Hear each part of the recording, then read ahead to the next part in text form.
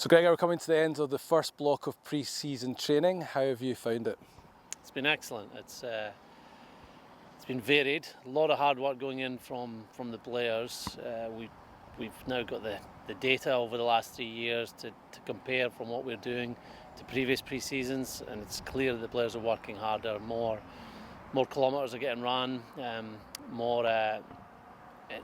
more intensity in the sessions, and they're doing more in terms of their learning. So we're learning on the field by covering a lot of different areas: attack, defence, contact, set piece, hand catch, ball carrying, evasion, lots of things. And then there's learning going off the field as well. We've looked at teams that have done very well in other areas in our competition and other competitions. We've learned from them how we can improve, learning about how we can sleep better. So it's been a really rich and full-on pre-season so far. The players had about 10 days off before pre-season training begun.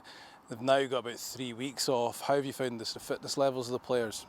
Pretty good, yeah. They've certainly, because we only give them a week to 10 days off, their general fitness at the beginning of that block is good, but they've worked really hard. We've pushed them on harder this year than we've done in previous seasons, and we've seen that with the fitness tests that we do, that they're improving their meters that they run every minute that we get via GPS from training sessions are improving, and we measure their body fat at the beginning of the block and at the end, and 90% of the guys have shown really good improvement there.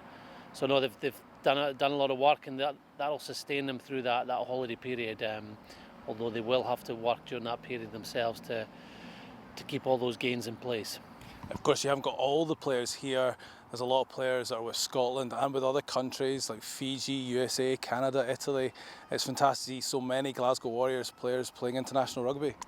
It is, and it's meant that you've always got an eye on at the weekend that there's a player who's going to be involved, and a lot of players involved with Scotland. So it's great for them that they're still playing and they're getting to learn in a different form than we're doing here. But it'll also be very good this year having everybody back for Block 2. So last season we didn't see 21 of our players until end of October. So now we're going to get everybody back in the middle of July. The players are training behind you over here because there's a new artificial pitch going in over at the stadium. You must be delighted to get that pitch in finally. We are, yeah. Obviously there's a bit of mud getting taken out just now, and it'll take a few weeks before it is in, but no, we can't wait till we have our first training session and first game on that pitch.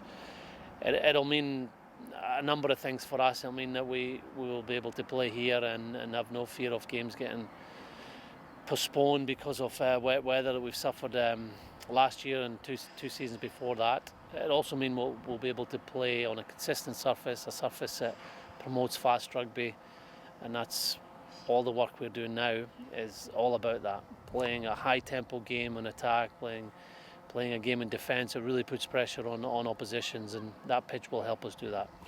And you're just finishing Block 1 of pre-season training, off on holiday for a few weeks, and then what will Block 2 look like?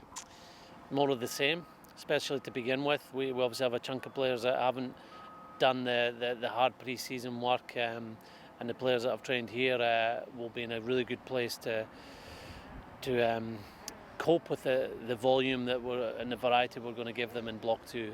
So it's a mix of skills, of weights, a lot of weight sessions, a lot of fitness, but a lot of our fitness comes through our rugby games. So we have games every second day at training, and we'll probably do that for the first 2 weeks, maybe the third week of pre-season, and then the focus becomes more on organisation, on quality, on taking the intensity down a little bit so we can put our game in place for our 2 pre-season games we've got lined up in August.